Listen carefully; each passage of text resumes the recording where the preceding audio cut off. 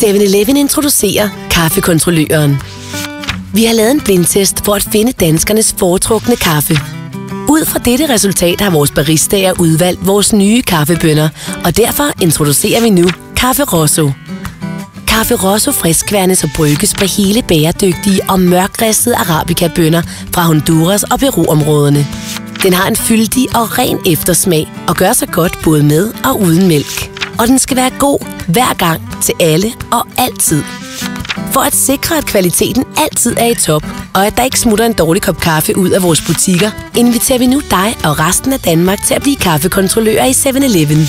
Det er hurtigt og nemt, og kræver kun, at du har en mobiltelefon og vores app. Men hvordan virker det så? Når du har købt en Café Rosso hos os og fået et stempel i din app, får du en invitation fra kaffekontrolløren. Herefter har du 2 timer til at give din kaffe mellem 1 og 5 stjerner.